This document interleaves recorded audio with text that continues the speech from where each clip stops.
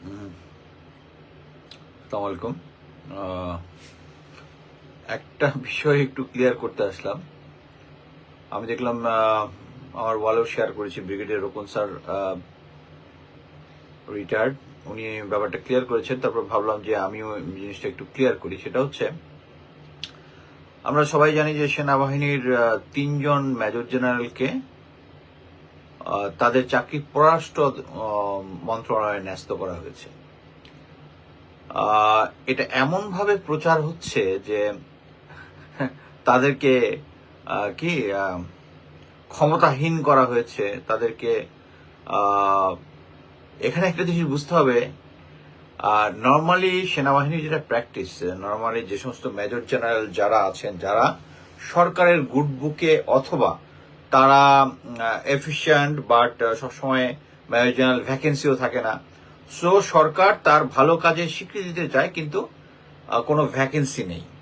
So তখন তারা করে কি, তাকে পররাষ্ট্র মন্ত্রণালয়ে দিয়ে তাকে একটা অ্যাম্বাসেডর বা কোনো এক জায়গায় দিয়ে দেয়। বাট অ্যাট প্রেজেন্ট যেটা হচ্ছে, তাদের কিন্তু এই 3 জনকে দেওয়া উচিত ছিল হচ্ছে, তাকে তো পানিশমেন্ট দিতে যাচ্ছি আমরা, তাই না? মানে মুহূর্তে এরকম যে তাদেরকে পানিশমেন্ট দিয়ে হচ্ছে, পানিশমেন্ট দিলে তাদের উচিত ছিল হচ্ছে তাদেরকে অকালীন অবসর দেওয়া হচ্ছে, মিনিমাম অকালীন অবসর দেওয়া। সেখানে পররাষ্ট্র মন্ত্রণালয়ে দেওয়া হচ্ছে, মানে হচ্ছে দে আর রিওয়ার্ডেড। যেমন মেজর জেনারেল মাহবুবকে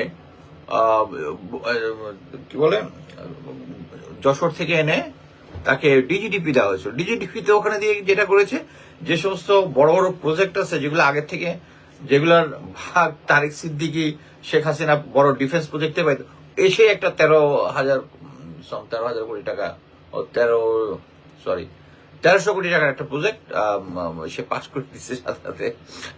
সো এখান থেকে তাকে এখন পররাষ্ট্র মন্ত্রণালয়ে দেওয়া হচ্ছে। এছাড়া আরো টোটাল 3 জন। এটা অ্যাকচুয়ালি রিওয়ার্ড। পরবর্তীতে যেটা হবে, তাদেরকে পাঠিয়ে দেওয়া হবে কোন একটা জায়গায় অ্যাম্বাসেডর করে, বা সরকার যখন দেখা যাবে, যখন এখন তো সবকিছু সরকারের কন্ট্রোলে আছে, যখন একটা সিচুয়েশন তাকে অ্যাম্বাসেডর করে পাঠালো, ওখানে গিয়েছে অ্যাসাইলাম নিয়ে পালিয়ে গেল আর কি, তাদেরকে একটা সেফ এক্সিট দিল। এবং এই সমস্ত দুষ্ট জেনারেলদেরকে একটা পুনর্বাসন কেন্দ্র হয়ে যাচ্ছে আমাদের পররাষ্ট্র মন্ত্রণালয়।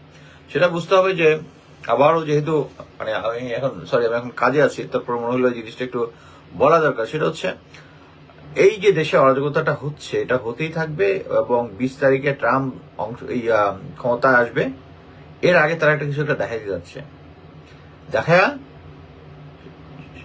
সেনা আইন নিয়ে আসবে। সেনা আইন নিয়ে আসলে যে আমরা কি বিপদে পড়বো, এটা আমরা এখনো কিছুই বুঝতেছি না।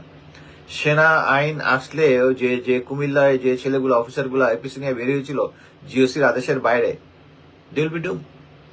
যে সমস্ত ইভেন জেনারেলরা ওই শেখ হাসিনার আদেশ অমান্য করে চিটাঙে, lieutenant Mairul, he will be in problem. There are other officers যারা গিয়ে বিভিন্ন জায়গায় মূর্তি টুর্তি ভেঙেছে, যারা চেতনা অবস্থায় ওগুলো নোট রেখেছে, এটা আমাদের বুঝতে হবে। সো আর্মি যে ভাবটা করতেছে, 3 জন জেনারেলকে একদম সাইজ করে ফেলছে, একদম অ্যাকচুয়ালি তাদেরকে ওয়েলফেয়ার দেওয়া হয়েছে, এটাই। সো বিভিন্ন জায়গায় সেনাবাহিনীর বিভিন্ন জিনিস নিয়ে প্রচার চলতেছে। মানে মোট কথা হচ্ছে, জিনিসটা ফেস ভ্যালুতে বিশ্বাস করবেন না। এই যে 3 জনকে দেওয়া হয়েছে, অ্যাকচুয়ালি এদেরকে রিহ্যাবিলেট করা হয়েছে। ধন্যবাদ।